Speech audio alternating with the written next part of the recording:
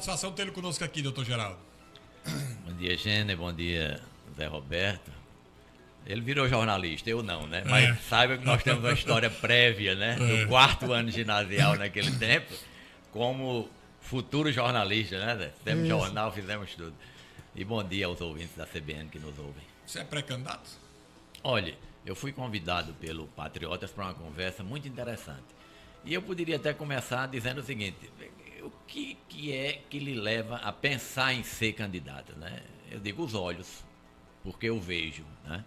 E vejo o muito que o Rio Grande do Norte tem se distanciado muitas vezes de estados vizinhos. Esse beabá, Gêner, Zé Roberto, nós estamos cansados de ouvir, né? A pessoa vai ao Ceará e diz: pelo amor de Deus, o que houve com o Rio Grande do Norte? Vai a Paraíba, que é nosso vizinho aqui, o que houve com o Rio Grande do Norte que a Paraíba mudou e o Rio Grande do Norte não mudou? Em suma, as administrações tradicionais, elas precisam ser sacudidas, renovadas, modificadas, para que efetivamente o Estado possa entrar num momento novo. Que aparentemente o Ceará entrou, aparentemente Pernambuco entrou, a Paraíba entrou e nós estacionamos. O Rio Grande do Norte há muito perdeu a capacidade de investimento, ou seja, todos os recursos que o Estado arrecada servem só e somente só para o pagamento de folha de pessoal. Seria este o nosso mal maior? Olha, a Folha tem um comprometimento, vamos dizer, garantido constitucionalmente, né? Seus limites. Evidentemente, muitos erros na condução de planos de cargos e carreira levaram a vamos dizer, a uma ampliação desta folha. Mas o que a gente vê nos interiores são, eu não digo nem os funcionários de carreira ou concursado, eu vejo as folhas inchadas através de compadrio, né? O que nós vemos é a manutenção do status quo, as custas de abertura de secretarias, criação de cargos novos, etc. Embora quando se vai fazer as contas e se questionar isso, se diz que cargos comissionados são 5% do funcionalismo, mas são um péssimo exemplo, não é? Então o que nós vemos é uma tentativa de manter o status quo. Todo prefeito que entra, todo governador que entra, a primeira preocupação é montar o seu sistema. E com isso, ampliação de secretarias, ampliação de posições, vamos dizer, de comando secundário. Infelizmente, a folha é uma preocupação, mas eu não digo que seja o mal maior, não. Eu acho, até pela história nossa, como sindicato, não é? Nós entendemos que o que nós temos de grande carência, e aí sim, absoluta, não só no funcionalismo público, como no privado, é a produtividade. Aí sim. Por que é que o funcionário brasileiro, por que é que o trabalhador brasileiro ganha menos do que o americano e do que o europeu? Produtividade. Aí é outra questão de educação que a gente pode conversar um pouquinho mais adiante. Geraldo, mas ainda sobre a folha, há um estudo que mostra que 1/3 da folha é formado por gratificações. Seria a hora de dar um corte e começar a se repensar como é que se colocaria, até porque tem a SG no estado que ganha R$10.000 por mês. E que nunca exerceu a função de ASG. Passou num concurso de ASG, mas ficou à disposição de algum deputado, depois voltou, ficou em alguma secretaria, tem uma formação acima, e aí assume essa formação. Mas, na verdade, ele era ASG, ele era para estar com a vassoura. A verdade é que a folha ela é manipulada da forma que se quer. O que nós vimos esse ano, por exemplo, em relação ao governo estadual, são recordes de arrecadação. E isso não foi repassado para funcionalismo. Então, o que nós vemos é o seguinte: sistematicamente, o desenvolvimento do país tem levado a aumentos de arrecadação. Vamos tirar esses 2 anos de pandemia que, às vezes, são excepcionalidades, não é? Mesmo assim, com toda esta crise gritante, o que nós temos esse ano é uma inflação de 10%. O que é que significa uma inflação de 10%? No mínimo, um aumento de arrecadação do Estado em 10%. E nós não vemos essa questão ser repassada para a folha. Eu acho que a folha ela pode ser administrada num projeto de médio prazo. Não é uma coisa súbita da gente demonizar o funcionalismo. O Bom Dia CBN recebeu sexta-feira aqui Janiaire, que é presidente do Sindicato dos Servidores Públicos, do SINSP.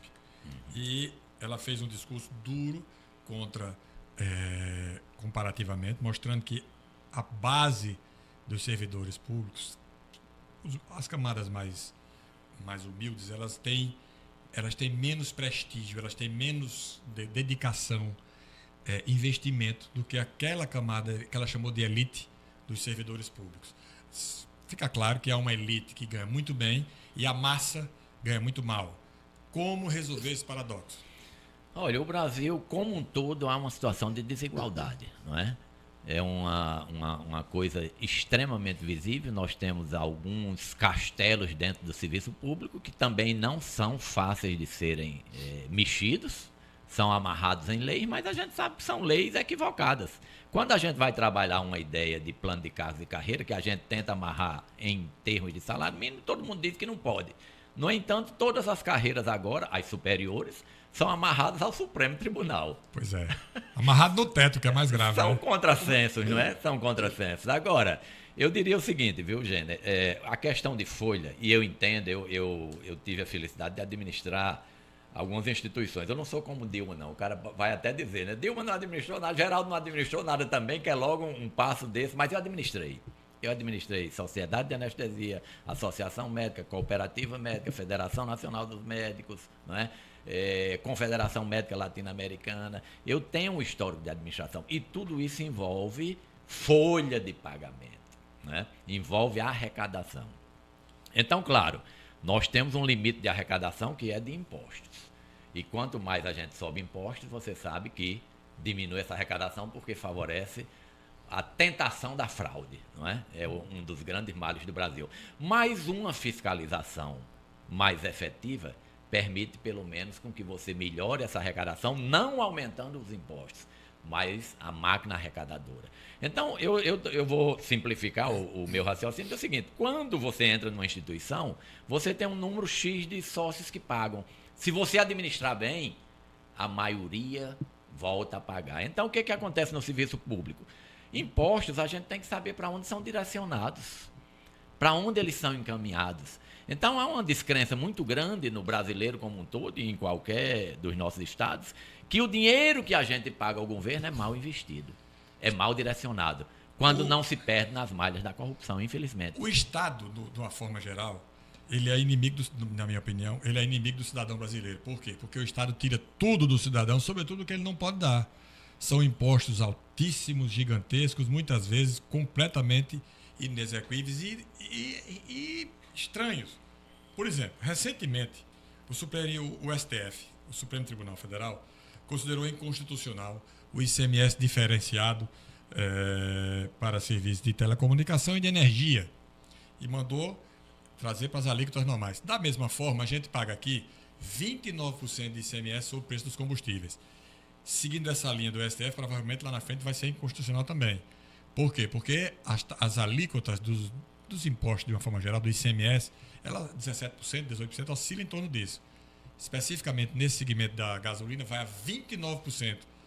Qual é a sua opinião sobre isso? Olha, essa questão, vamos começar na gasolina, né? Nacionalmente ela foi muito discutida, porque cada aumento da gasolina, na verdade, demanda um projeto de lei. Por isso que se diz muito que o governo daqui alterou 6 vezes, se não me engano, né, o ICMS ao longo desse tudo. Porque cada vez que aumenta, eles mandam um novo projeto. No Congresso Nacional tem um projeto para, vamos dizer, estacionar mais ou menos num valor X, pelo menos durante algum tempo, e não seguir os aumentos, que muitas vezes O ICMS está estabilizado aqui, pelo menos a gente entrevistou há um mês, mais ou menos, o secretário de Tributação, Carlos Eduardo Xavier Cadu. De um mês, mais ou menos, para cá, né? E ele disse que o valor está estabilizado aqui, o ICMS, a alíquota é 29%, e a pauta fiscal sobre a qual incide o ICMS, que é uma pauta, há uma pesquisa que é feita uma semana e na posterior aplica-se sobre aquele valor. Essa pauta fiscal está estabilizada em R$ 6,62. Congelada por 90 dias. Por 90 dias. Isso, Um acordo do governador. Seguindo uma tendência nacional. Ainda assim, essa pauta é mais alta do que a de Pernambuco, da Paraíba e do Ceará. Exatamente. Então, a grande questão de valor X ou Y, porque eu entendo, gente, que você tem que convidar a cidadania para os projetos, não é? Se eu quero subir, e você nota o seguinte, você lê muito a questão da ecologia, você sabe que a tendência da gasolina, infelizmente, é ser mais taxada. A gasolina vai se acabar, porque com o carro elétrico, na medida que aumentar a produção, isso aí que os preços forem baixando, a tendência do uso do combustível fóssil vai se acabar. É mais poluidor, né? Então, os ecologistas do mundo como um todo, eles recomendam que a gasolina ela seja sobretaxada, que é uma forma de contenção e de estímulo ao transporte coletivo. Mas nós não temos um contrassenso, mas é isso. O estímulo ao transporte coletivo, ele passa necessariamente por uma tributação maior no transporte privado, não é? É necessário. Embora não se tire a liberdade de ninguém. Isso é um ponto, mas a sobretaxa, ela favorece o uso do transporte coletivo, que é uma necessidade. A gente vai agora a um breve intervalo, porque vem aí o repórter CBN e continua conversando aqui com Geraldo Ferreira, que é pré-candidato do Patriotas ao governo do Rio Grande do Norte. E a gente volta, depois do intervalo, para falar sobre meritocracia, que era isso que ele estava falando no começo do programa.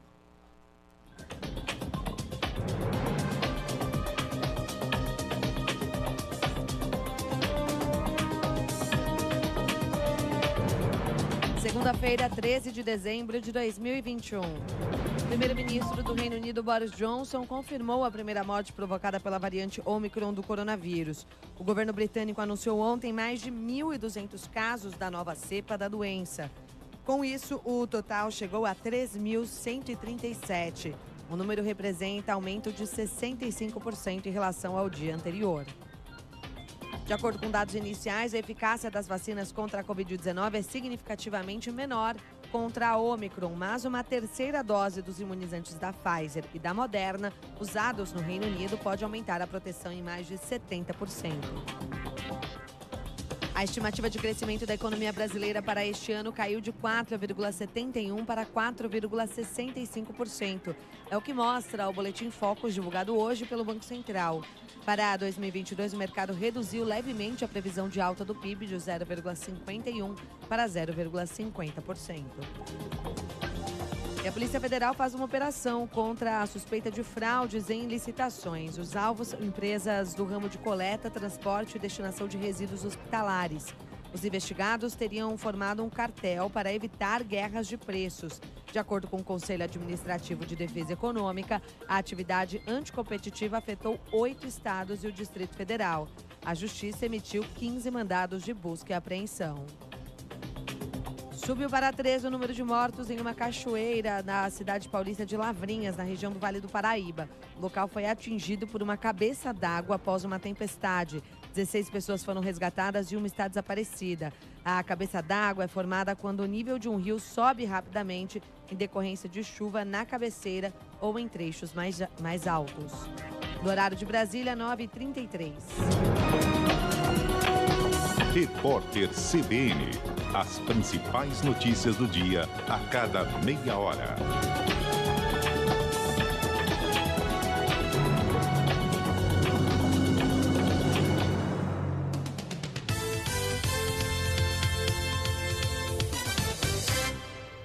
Você sabe que o Hemolab é marca de confiança. Você sabe que o Hemolab tem profissionais qualificados e investe continuamente no talento humano. Você também sabe que o Hemolab tem os mais modernos equipamentos para oferecer um diagnóstico rápido, preciso e seguro. O que você não sabe é que o Hemolab é um laboratório certificado pelo Sistema Nacional de Acreditação da Sociedade Brasileira de Análises Clínicas. Hemolab, confiança é tudo. Ei, você mesmo que está escutando. A Raulino Mármore e Granito é uma empresa que trabalha com mármores, granitos, diversos tipos de rochas naturais e produtos industrializados. Tudo com excelente acabamento para você agregar mais valor à sua obra. Bom, agora que você já sabe, quer levar mais requinte, qualidade e sofisticação para o seu imóvel? Procure a Raulino Mármore e Granito, Parnamirim, BR-101. Fale pelo WhatsApp 32720157. Marceg Vigilância, especializada em garantir a segurança do seu patrimônio e eventos. A Marceg conta com vigilantes qualificados e com tecnologia de ponta para garantir a segurança que você precisa.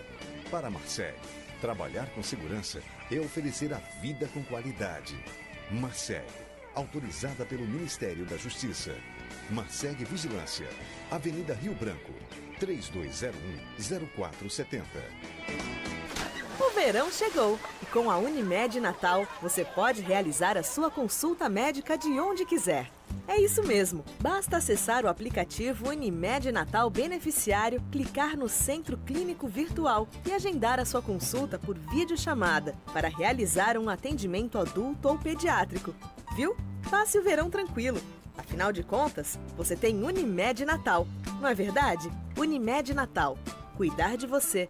esse é o plano. Assistentes virtuais, realidade aumentada e inteligência artificial. Pelo menos uma dessas tecnologias fazem parte da sua vida e na segurança da sua empresa. A Interjato Soluções traz o vídeo monitoramento inteligente que reduz em até 99% os falsos positivos e disparos de sensores causados por vento, animais e árvores na sua empresa. Quer mais segurança e reduzir os falsos positivos? Acesse já e marque uma visita. interjato.com.br/segurança.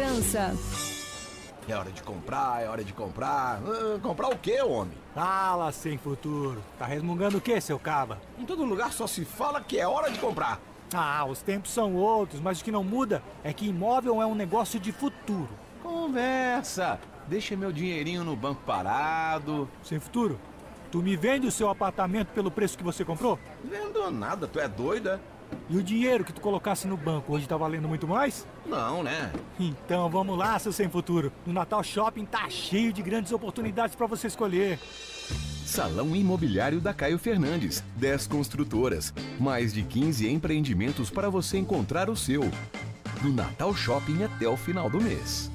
Se você é servidor da UFRN e do IFRN, esse recado é para você. A CAURN, a Caixa de Assistência em Saúde, está com um novo produto que é feito para você. O CAURN Flex é o novo plano coparticipativo. Esse novo produto é diferenciado. Tem tabela de participação fixa. O titular pode montar seu grupo familiar de acordo com a necessidade de acomodação. Tem plano odontológico opcional. Além daquela qualidade que você conhece e confia. Seja CAURN Flex e aproveite os 10% de desconto nas 6 primeiras mensalidades. Para mais informações, ligue 84 3311 3665 ou acesse caurn.com.br. Seja CAURN Flex, muito mais plano para você, muito mais plano para a sua família. Voltamos a apresentar Bom Dia CBN. Oferecimento CAURN Flex. Muito plano para você, muito mais plano para a sua família. Unimed Natal, Potiguar de carteirinha como você. Hemolab, Laboratório de Análises Clínicas. Confiança é tudo. Raulino Mármore e Granito. A qualidade que você merece com a confiança que você precisa. Black Friday, pós ao vivo Uninassal. Largue na frente do mercado de trabalho. Caio Fernandes, o número 1 em lançamentos imobiliários. Às 9h38, estamos de volta com o Bom Dia CBN. Gênero Tinoco, a palavra é sua. Estamos conversando aqui com o Geraldo Ferreira, o médico, o presidente do Sindicato dos Médicos, doutor Geraldo Ferreira, que é pré-candidato ao governo do estado do Rio Grande do Norte. Geraldinho, o Rio Grande do Norte é um estado potencialmente rico. É o primeiro produtor nacional de sal, de fruta, de atum, de petróleo em terra. Tem uma produção de minério, tem camarão, enfim. Nós temos um fluxo turístico aqui muito forte, muito bom. Natal desponta aí, tanto eu falei há pouco que está completamente lotado de turistas essa época. Só que o estado vive uma pasmaceira, uma situação repetitiva, ano após ano, em que nada acontece aqui, em que nada gera desenvolvimento para melhorar a qualidade de vida do nosso povo. O que fazer para propor algo diferenciado ao norte rio-grandense que vai votar no ano que vem, no futuro governador, deputado, senador, deputados estaduais e federal em 2022? Olha, o governo ele tem que ter 2 cuidados. Um é não atrapalhar, não é? Já é uma grande coisa. O governo, se ele não atrapalhar, já é muito bom, não é? Junto com todas as outras estruturas sociais. Não são só os governos. Mas eu posso lhe dar um exemplo aqui, que o sindicato está construindo uma nova sede. Meu amigo, faz 9 meses que esses projetos estão emperrados. Isso é natural? Um absurdo. Não pode, não é? Aliás, sobre isso, eu vou só para ilustrar essa conversa e passar rapidamente a palavra para você.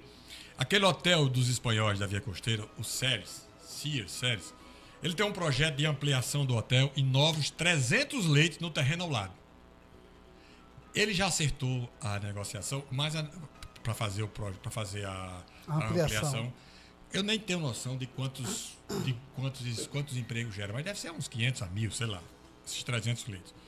E isso está parado na Procuradoria do Estado, porque tem procurador lá que é contra a liberação daquelas áreas, porque alegando caducidade, porque são áreas remanescentes de 2000 e pouco, de 1900 e não sei quanto, sei lá, coisa antiga. O fato é o seguinte, a governadora chegou até a anunciar essa ampliação desse hotel, e até agora não saiu nada. E a informação que eu tive esta semana é que o atual presidente do hotel está pensando em desistir e levar o investimento para outra cidade, dada a impossibilidade de conseguir fazer aqui, porque parte do serviço público é contra as empresas, a gente sabe disso, e parte do serviço público não está nem aí com a população que poderia ter seu emprego lá, com mais desenvolvimento, com mais independência para ter um ganho de vida. Com certeza. Então, a primeira parte seria não atrapalhar, né? E quando eu digo, volto a dizer, não é só a estrutura de governo, não. Às vezes até alguns governos tentam, mas esbarram numa série de dificuldades de uma estrutura social, né, mais vinculada ao poder, que realmente atropela ou atrasa esses investimentos. Mas eu diria a você que você abordou essa parte econômica. O que é que eu vejo do ponto de vista econômico? Uma é o empreendedorismo, que eu acho que até o Rio Grande do Norte tem, né? Tem algumas pessoas que querem empreender e nós não devemos muito aos outros em termos de empreendimento. Mas eu diria a você que a principal política econômica, no caso de uma candidatura minha via se consolidar, será na área de cooperativismo. Eu acho que nós poderemos ter uma explosão de desenvolvimento se nós estimularmos a organização da agricultura, da pecuária, da produção de camarão, etc., em termos de cooperativa. Para você ter uma ideia, Gêner, o cooperativismo na Europa, grandes empresas da Europa, elas são montadas no sistema cooperativista, porque leva todo mundo ao interesse de produzir. Todo mundo se torna empreendedor, A divisão é para todos, né? A divisão é para todos, mas não igualitária, que é uma coisa que muitas vezes atrapalha a ideia de cooperativismo. Eu vou dividir por igual? Não. Quem produz mais ganha mais. Quem produz mais ganha mais. A cooperativa apenas garante força na colocação das coisas no mercado. Onde é que o governo pode ajudar? E você diz aonde? Eu vou dar um exemplo também, porque quando a primeira pergunta que você me fez sobre uma possível candidatura, eu digo, por quê? Porque eu tenho olhos para ver.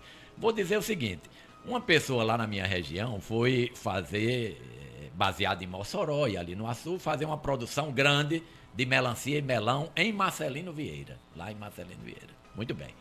Olha, aquela terra já vinha uma seca num grande tempo, foi naquele período de inverno, uma produção espetacular. Mas onde vender? Cadê a cooperativa que garantia? Não tem o escoamento. Então o governo pode montar as redes de distribuição. E isso serve para pesca, serve para camarão, serve para fruta, serve para tudo. Porque o que eu vejo são os empresários, né? Se articulam, grandes empreendedores até, mas o que o governo deveria ter, as ferrovias que você falou, né? Que até é importante a gente colocar para o cidadão o seguinte. Quando eu digo que o imposto da gasolina necessariamente vai subir ao longo dos anos, isso é uma tendência mundial, é porque a gente vê, não é defendendo que o cidadão não possa andar de carro, não. Mas como é que eu vou andar com um transporte tão ruim? É porque uma coisa puxa a outra. O governo, na medida que o transporte individual sofre uma repressão, o transporte coletivo ele tem que avançar. E as cobranças, o que é que se diz sobre a escola pública, por exemplo? Por que é que nossa escola pública é ruim? Porque a classe média não frequenta a escola pública. A classe média faz o sacrifício maior do mundo e bota numa privada. E cobra uma privada eficiente e até dentro, comparativamente, nós temos umas boas escolas privadas. A escola pública, via de regra, estadual funciona precariamente. Não adianta que a gente pode aprofundar mais depois, não há um diagnóstico só, não é? A culpa não é isoladamente de um item ou de outro, mas nós temos ilhas de excelência.